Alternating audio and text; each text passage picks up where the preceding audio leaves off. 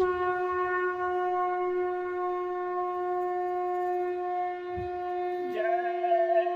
गुरुदेव। जय गुरुदेव।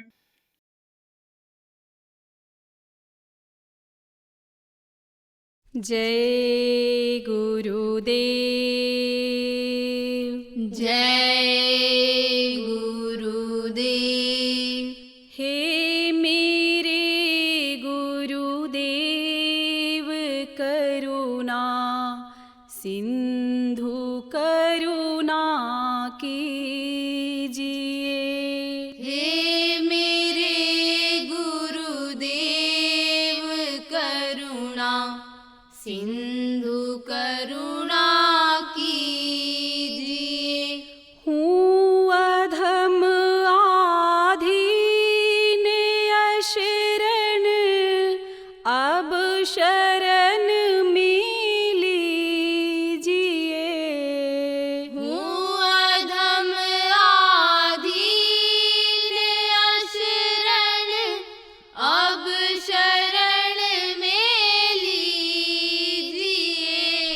हे मेरे गुरुदेव करुणा सिंधु करुणा कीजिए। हे मेरे गुरुदेव करुणा सिंधु करुणा कीजिए। मुझ में कुछ जप तप न साधन और नहीं कुछ ज्ञान है। मुझ में कुछ जप तप न साधन और नहीं कुछ ज्ञान है। निर्लज्जता है एक बाकी और बस अभिमान है। निर्लज्जता है एक बाकी और बस अभिमान है। खा रहा गोते हूँ मैं भव सिंधु की मझधार में। खा रहा गोते हूँ मैं भव सिंधु की मझधार में। आसेरा ना और कोई दूसरा संसार में। आसरा ना और कोई दूसरा संसार में। पाप बोझों से लदी नैया भंवर में जा रही। पाप बोझों से लदी नैया भंवर में जा रही। नाथ दौड़ो और बचा लो अब तो डूबी जा रही। नाथ दौड़ो और बचा लो अब तो डूबी जा रही। आप भी यदि सुध ना लोगे फिर कहाँ जाऊंगी मैं। आप भी यदि सुध न लोगे फिर कहाँ जाऊंगी मैं। जन्म दुख से नाव कैसे पार कर पाऊंगी मैं। जन्म दुख से नाव कैसे पार कर पा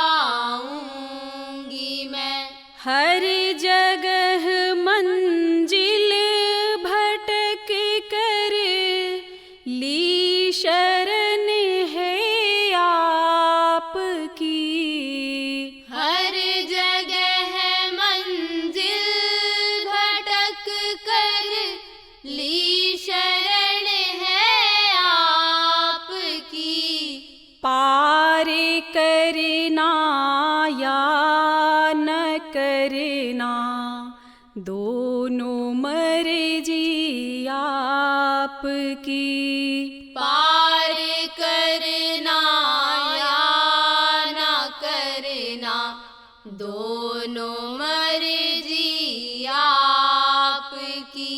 हे मेरे गुरुदेव करुणा सिंधु करुणा कीजिए।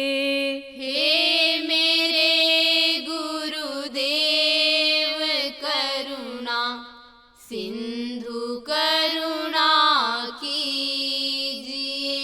हूँ अधम आधीन अशरण अब शरण में लीजिए।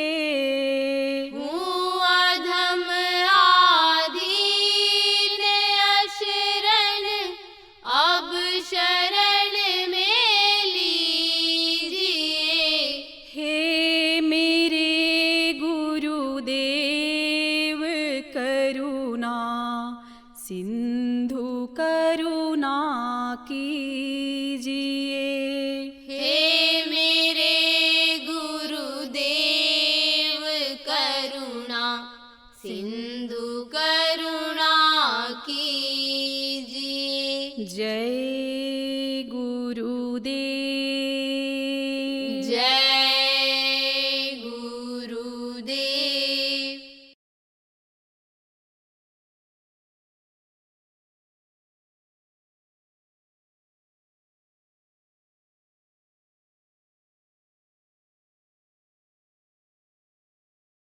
पिता की गोदी में जब ये जीवात्मा बैठी थी, आप जो नए लोग आए हो समझो जीवात्मा माने यह शरीर को चलाने वाली शक्ति ताकत जिसको इन बाहरी आंखों से आप देख नहीं सकते हो, वही शरीर को चलाती है। जिसके निकल जाने के बाद ये शरीर में सड़न गलन बदबू पैदा हो जाती है, इसी को लोग मिट्टी कहने लग जाते हैं। तो यही जीवात्मा ही प्रमुख है। तो ये जीवात्मा यानी जब ये प्रभु की गोदी में बैठी हुई थी तब ये बहुत खुश थी, बहुत प्रसन्न थी, लेकिन पिता से अलग हो गई। जैसे किसी बच्चे को पिता अपने गोदी से अलग कर दे, अब वो जब उतारता है गोदी से नीचे खड़ा करता है तब वो बच्चा असहज महसूस करता है। पिता खड़ा करके वो चला जाए कहीं तो बच्चा यही नहीं सोच पाता है क्या करें, कहाँ जाएं। अब वो फिर क्या होता है कि पिता को खोजता है, फिर वही चीज खोजता है, और खोजने में अगर ये दूसरे के हाथ लग गया या पिता ने ही कहा, किसी को कहा ये लो बच्चे को, अब वो बच्चे को ले जाए और भटका दे तो बच्चा भटक गया और कुछ दिन के बाद अपने पिता को ही भूल जाता है, क्योंकि बच्चा भी ये सोच लेता है कि भाई अब हमको रहना इन्हीं के साथ है, इसी घर में रहना है, यही जो खिलाएंगे यही जो देंगे वही खाना है।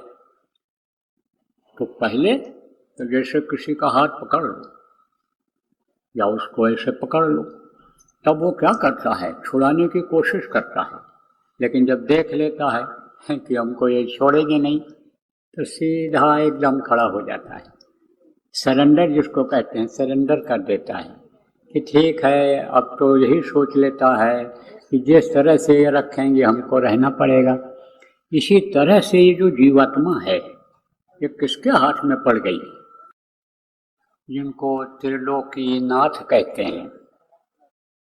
त्रिलोकी किसको कहते हैं? तीन लोक।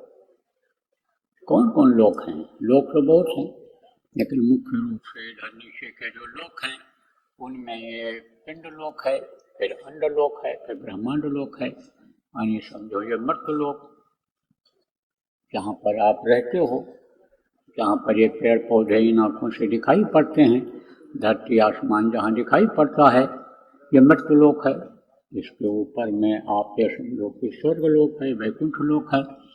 अब जहाँ पर आप रहते हो ये कौन सा देश है? भारत देश है, लेकिन इसी के बगल में आपके नेपाल है, उधर पाकिस्तान है, इधर बांग्लादेश है, उधर लंका है, श्रीलंका है। तो ये और भी देश हैं, बहुत सारे देश हैं। खंडों में बटा हुआ है। ऐसे ही ऊपर में स्वर्ग है, बहुत लोग हैं उसमें, तमाम देवताओं के लोग हैं, वैकुंठ है। अब ये तीनों लोकों का जो मालिक है, जिनको ईश्वर कहा गया, त्रिलोकीनाथ भी लोग कहते हैं, मुसलमान फकीरों ने उनको खुदा कहा है, तो वो त्रिलोकीनाथ हैं। उनके हाथ में ये जीवात्मा पड़ गई, तो पड़ गई तो ये बेवश हो गई। अब उन्होंने इस तरह से इसको फंसा दिया और इस तरह से इसको बांध दिया कि निकल पाना मुश्किल हो रहा है। 4 शरीर में ये बंद होती चली आई, कारण शरीर, सूक्ष्म शरीर, लिंग शरीर और ये स्थूल शरीर। 5 तत्वों के शरीर में मोटे बंधन में ये बंध गई। कहा ना, बंधे तुम गाढ़े बंधनान, तो गाढ़े बंधन में बंध गई। और ये देखो, धन दौलत पुत्र परिवार, इस बंधन में यह भी एक बंधन हो गया। कहा ना, पहला बंधन पड़ा देह का, दूसरा क्रिया जान, तीसरा बंधन पुत्र विचारो, चौथा नाती मान।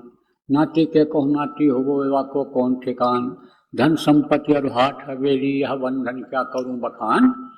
14 15 17 रसरी, बांध दिया तो ही बहुविध तान, उम्र बिना तुम छोटो नहीं, जीते जी दर सुनो।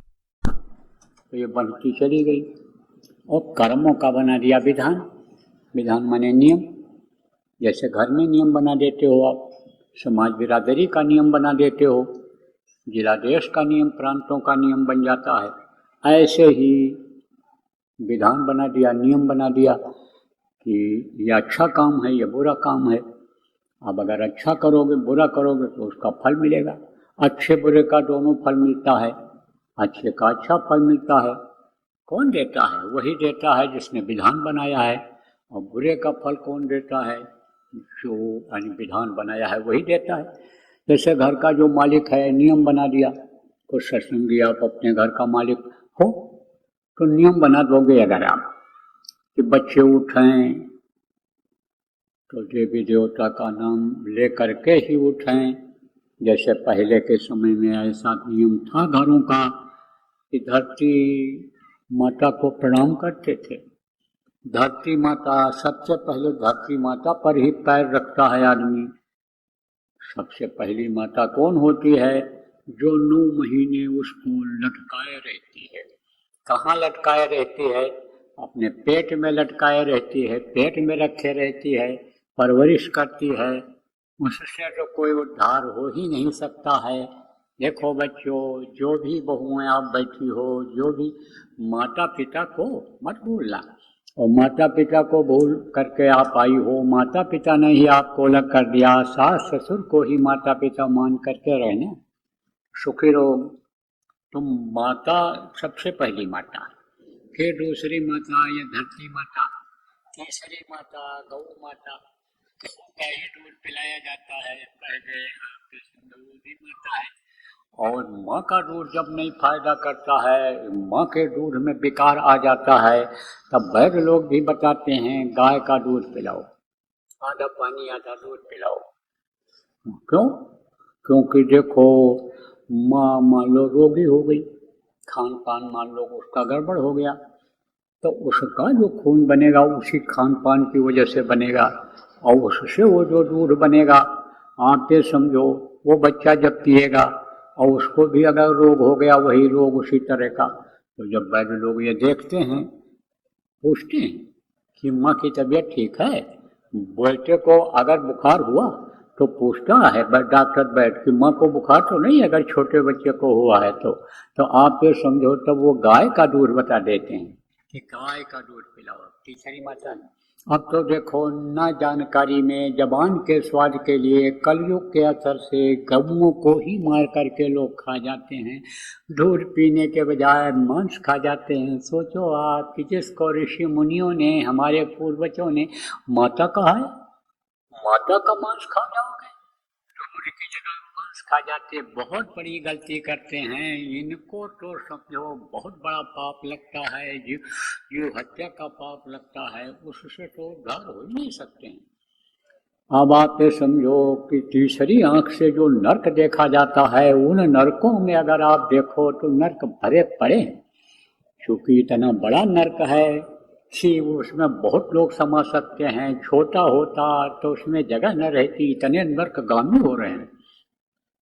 तो बच्चों को मैं आपको बता रहा था कि बच्चों को लोग सिखाते थे कि सुबह उठ करके धरती माता को प्रणाम करो, धरती माँ है, और उसके बाद में भगवान का नाम लो, पूजा पाठ करो, माता पिता का पैर छू, भगवान का नाम लो।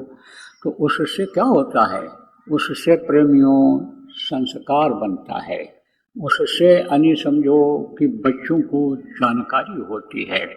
तो मैं आपको ये बता रहा था, मोटी बात आप ये समझो कि ये जो जीव है ये किसके हाथ में पड़ गया, ये पड़ गया यानी काल भगवान के हाथ में, और काल भगवान ने ये नियम बना दिया अच्छे और बुरे का।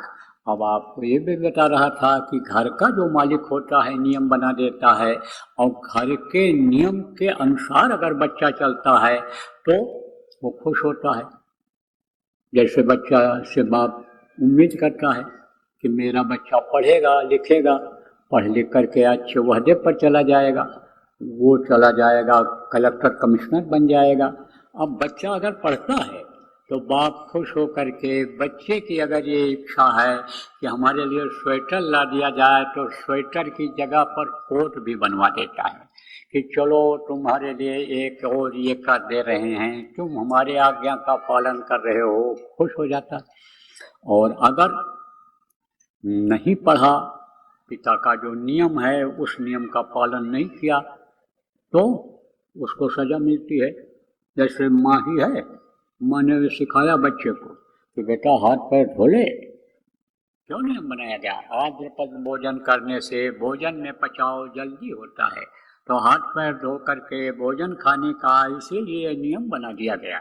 तो कहता हाथ पैर धो, मुँह धो, क्योंकि रात को जो गंदगी होती है सुराख से ही निकलती है। कितने सुराख हैं शरीर के अंदर, बहुत हैं। आँख भी सुराख ही है, और कान भी सुराख है, और ये मुंह सुराख है, और जो नीचे की तरफ ये सुराख हैं, ये देखो इधर से क्या निकलता है, गंदगी निकलती है, मैल निकलती है। कुछ और भी सुराख हैं, जैसे आपका नाभि है, नाभि से भी मैल निकलती है, गंदगी निकलती है, और ये रोए हैं, ये भी सुराख हैं, इससे भी गंदगी निकलती है। ये पसीना है, ये निकलता है। तो मुंह से ये गंदगी निकलती है, जो जहर एक तरह का होता है। किसमें जहर होता है, अन्न में जहर होता है। अब अन्न में जहर कहाँ से आया है, कहाँ से रोगी हो रहा है आदमी, जहरीला अन्न ही हो गया। क्यों? क्योंकि कीड़ा मकोड़ा को ख़त्म करने के लिए कीटनाशक दवाएं जब डालते हैं लोग, और उस दाने पर पड़ता है, उस पौधे पर पड़ता है, तो उसका असर अनाज में आ जाता है, तो आदमी उसको खाता है, तो वो एक तरह से जहरीली चीज़ निकलती है उससे। जब आप देखो जैसे गैस निकलता है, गंदगी रहती है उसमें, नीचे का गैस हो चाहे या डकार हो, डकार को लोग सूंघ नहीं पाते हैं, लेकिन डकार में खुद आदमी जलन महसूस करता है। मुंह से देखो कभी कभी बदबू आती है, क्योंकि अंदर की जो गंदगी होती है मुंह से निकलती है। पेट खराब रहने वालों के श्वास में से भी गंदगी निकलती है। तो क्या होता है कि ये गंदगी निकलती है, तो माँ कहती है जाओ मुँह धो के आ, या कुल्ला करके आ, मंजन करके आ, जा, नहीं कुछ है तो चूल्हे की मिट्टी, पहले अंजन मंजन था, कहीं सपने में नहीं था, बनता ही नहीं था ये अंजन मंजन। तो क्या करती थी माताएं, मंजन बना देती थी। किस चीज़ का मंजन बना देती थी? सरसों का तेल और यह नमक और चूल्हे की जली हुई मिट्टी, या ऐसे मिट्टी मिला करके इसे पाउडर बना करके रख देती थी, और कहती थी ले ले उसमें से ऐसे, और जहाँ मल दांत को मुंह साफ करके कुल्ला करके खाने के लिए। अब कोई बच्चा अगर नहीं किया तो कहती थी खाने को नहीं मिलेगा तुमको, जा पहले मुंह धो के आ, हाथ पैर धो के आ, सजा देती थी। भूख लगा है बच्चे को, मांग रहा है, लेकिन उसको रोक देती थी। तो नियम का इसी तरह से जो पालन नहीं करता है उसको सजा मिलती है। तो अब जब से सत्संग छोड़ा लोगों ने और सत्संग का होना जगह जगह बंद हुआ, तब से नियम कानून के बारे में लोगों को जानकारी ही नहीं हो पाती है। यही नहीं लोग जान पाते हैं कि कर्म क्या चीज है और अच्छा बुरा कर्म क्या होता है। वो तो पड़ोसियों को देखते हैं, गांव वालों को देखते हैं, शहर में जहाँ रहते हैं अपने मोहल्ला वालों, कॉलोनी वालों को देखते हैं और उन्हीं के अनुसार वो ढल जाते हैं, उन्हीं के अनुसार वो काम करने लग जाते हैं। कहते हैं जब ये पड़ोसी अंडा खाते हैं तो हम क्यों ना अंडा खाएं। ये पड़ोसी अपने बच्चों को कहते हैं अंडा खाओगे तब तंदुरुस्त हो जाओगे, तो देखा देखी बच्चे को अंडा खिलाने लगते हैं। अब दुबला बच्चा और दुबला होता चला जा रहा है, यही नहीं पता है, तब कहते हैं डॉक्टर के यहाँ ले चलो। डॉक्टर को क्या है, खुद नहीं पता है कि अंडा से और तबीयत खराब होती है, खून खराब होता है मांस खाने से। वो खुद खाते हैं, दवा भी खाते जाते हैं डॉक्टर। बहुत से डॉक्टर ऐसे हैं कि खुद भी दवा खाते हैं। आप ये समझ लो कि जवान योगी, जवान अगर कोई योगी हो जाए, महात्मा हो जाए, तो कहते हैं जवान योगी वैद्य रोगी। अब वैद्य जो है डॉक्टर अगर रोगी हो जाए, जवान योगी वैद्य रोगी। और सूर पीठी घाव, सूर माने क्या होता है, बहादुर। तो बहादुर आदमी के पीठ पर अगर घाव है तो समझ लो ये बहादुर नहीं है, ये बहादुर नहीं। और जवान आदमी अगर योगी हो गया, महात्मा हो गया, तो उसका कोई भरोसा नहीं है कि कब कहाँ खतरा पैदा कर दे, कब कहाँ यानी किस बहन बहू बेटी से उसका लगाव हो जाए। तो समझो क्यों, क्योंकि आप ये समझो कि खून का असर होता है और ये खून देखो बचपने में बहुत तेजी से चलता है। ये जितनी भी काम क्रोध लोभ की भावना है शुरू में ज़्यादा रहती है, बुढ़ापे में एकदम कम हो जाती है। तो जवान योगी वैद्य रोगी, वैद्य अगर रोगी है तो उसका क्या भरोसा किया जाए कि हमारे रोग को ठीक कर ले जाए। तो जवान योगी वैद्य रोगी सूर पीठी घाव। बहादुर जो होते हैं वो पीठ दिखा के भगते हैं, सीने पर वो गोली खा लेते हैं, तीर तलवार वो मरवा लेते हैं, बहादुर भगते नहीं। लेकिन कोई कहे हम बहुत बहादुर हैं, बहुत बहादुर हैं, बहुत बहादुर हैं, लेकिन पीठ के अगर ऊपर घाव है तो समझ लो रण छोड़ करके, मैदान छोड़ करके भगा है। अक्की मियाँ जो भीख मांगे इनको जनपति आओ। देखो हथौड़ा चलाने वाला दिन भर हथौड़ा चलाता है, फावड़ा चलाने वाला दिन भर फावड़ा चलाता है, तब उसको खाने भर को मिलता है। और सोनार के यहाँ अगर एक ग्राहक आ गया, अगर उसने बेईमानी नहीं भी किया, ईमानदारी से ही उसका काम कर दिया, तो उसकी मजदूरी ज़्यादा उसको मिल जाती है। आप ये समझो कि गाड़ी घोड़ा साफ कराओ, आप सर्विसिंग कराओ, 200 रुपया 300 रुपया लेगा उसको मिलेगा। मोटरसाइकिल कराओगे 100 रुपया 80 रुपया मिलेगा उसको, यानी सफाई का धुलाई का। लेकिन अगर गहना धो दे सोनार आदमी तो उसको 500 रुपया मिल जाएगा। अगर एक ग्राहक आ गया और अगर वो भीख मांगता हुआ, ठोकर खाता हुआ इधर उधर अगर मिलता है तो समझ लो कि असला सोनार नहीं है, या तो ये कुछ जानता नहीं है, या तो इसकी नीयत खराब हो गई है कि इस पर लोगों का विश्वास हट गया है। तो जवान जोगी वैद्य रोगी सूर पीठी घाव, या जो भीख मांगे इनको जनपति आओ, इन पर विश्वास मत करो कहा गया है। तो प्रेमियों आप ये समझो कि डॉक्टर लोग, बहुत से लोग दवाई खाते हैं, उसका यही कारण है, मरीज हैं उसका यही कारण है। और अगर आपको विश्वास न हो, ले चलो हमको किसी भी मेडिकल कॉलेज में खड़ा कर दो और डॉक्टर को दिखा दो, हम उनका मर्ज न बता दें। अगर एक का नहीं 2-4 का उनकी तकलीफ अगर हम न बता दें तो हमारी एक भी बात मत मानना आप। अब आप विश्वास करो और जिसको भी परीक्षा लेना हो हमारे सामने ले आओ, यहाँ खड़ा कर दो डॉक्टरों को और हम लिख कर दे देंगे। और अलग से जाके उनसे पूछ लेना कि महाराज जी ने जो कहा है, बाबा ने ये जो कहा है, इसमें देखो कितनी बातें सत्य हैं। तो ये भ्रम और भूल है कि कोई अंडा खिलाएगा तो बच्चा स्वस्थ हो जाएगा, वो और दुबला होता चला जाता है। क्योंकि अंडा में गर्मी बहुत होती है और गर्मी जब ज़्यादा शरीर के अंदर हो जाती है तब किसी न किसी तरफ से निकलती है। आप ये समझो अनाज ज़्यादा हो जाता है तो ये लैट्रिन पतली बनकर निकलती है। किसी न किसी रास्ते से अंदर में जो ज़्यादा चीज़ें होती हैं वो बाहर निकलती ही हैं, क्योंकि ये कुदरत की बनाई हुई मशीन है। उसका जो ये सिस्टम है वो परिवर्तित नहीं होता है। इस सिस्टम को लोग बना बिगाड़े यहाँ भले में। तो समझो आप प्रेमियों कि ये जो अंडा और ये जो चीज़ें हैं ये शरीर को अस्वस्थ करती हैं। बच्चा देखो दुबला होता चला जाता है, कहते अंडा खाओ, मांस खाओ, ताकत आ जाएगी, कुछ नहीं। और जब मांस खाने लग जाता है कहता है पचता नहीं है, तब कहते हैं अल्कोहल रहता है, थोड़ा सा शराब पी लो। थोड़े से शराब पीने से जब उसको थोड़ा सा यानी वो फायदा दिखता है तो ज़्यादा पीने लग जाता है। आदत होती है, ऐसी मन की आदत होती है। पहले देखो जुआ में जीतते चले जाते हैं, शेयर में पैसा लगा दिया, पैसा आता चला जाता है, बस उसके बाद सब डूब जाता है। कहता हूँ गुरु महाराज भी कहते रहे ऐसे ये सब जुआ है।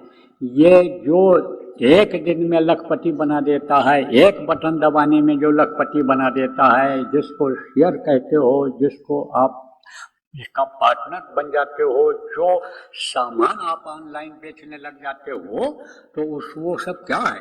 ये रिस्क है, जुआ है। जुआ में आदमी कब हार जाए उसका कोई ठिकाना, कोई भरोसा नहीं है। तो प्रेमियों, मैं आपको बता रहा था कि ये जो इधर का है ये नियम अलग है, और ये जो है ऊपर का नियम है। देवी देवताओं को भी सजा मिलती है, वो गलती अमूमन करते ही नहीं हैं, उनको सब चीज़ की जानकारी है। मनुष्य को जानकारी इसीलिए नहीं हो पाती है कि सत्संग में नहीं पहुंच पाता है, महात्मा नहीं मिलते हैं कोई ऐसे कि जो उनको बतावें, समझावें, सीधी बात बोलें। जो मिलते भी हैं चिकनी चुपड़ी लपेट झपेट वाली बातों को करते हैं, उनका उसमें स्वार्थ हो या जो भी उनका हो ये तो वो जाने। मैं तो किसी की आलोचना बुराई करता नहीं हूँ, लेकिन सही चीज़ की बहुत से लोगों को जानकारी भी नहीं हो पाती है। तो जानकारी नहीं हो पाती है तो वो गलती कर बैठते हैं।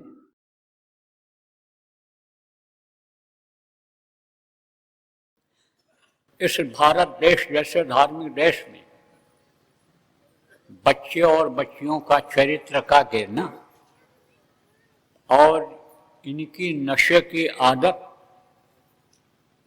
से क्या संकेत मिलता है कि देश का भविष्य अच्छा नहीं रहेगा। देखो इस वक्त पर किसी का बच्चा कब बिगड़ जाए, कब नशेबाज हो जाए, कब बच्चा बच्ची चरित्रहीन हो जाए, कुछ नहीं कहा जा सकता है, क्योंकि ये जाल बढ़ता हुआ चला जा रहा है।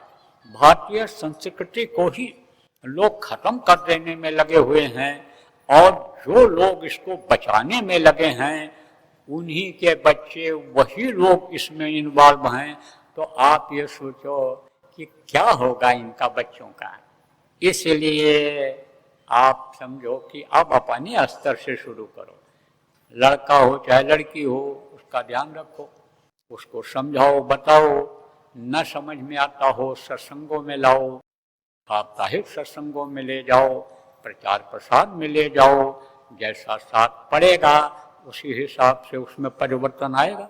जय गुरुदेव। सरकारी व गैर सरकारी अनुदान के लिए बिना सत्संगियों के सहयोग द्वारा जनहित के कार्यों में लगी हुई बाबा जय गुरुदेव धर्म विकास संस्था का मुख्यालय पिंगलेश्वर रेलवे स्टेशन के सामने मक्सी रोड, उज्जैन, मध्य प्रदेश में है। यहाँ पर सत्संग व नामदान का कार्यक्रम होता रहता है। अतः आप श्रोताओं से अनुरोध है कि बाबा उमाकांत जी महाराज के आश्रम उज्जैन एक बार परिवार सहित जरूर पधारिएगा। आपके सुझाव के लिए व्हाट्सएप नंबर 9575600700। जय गुरुदेव।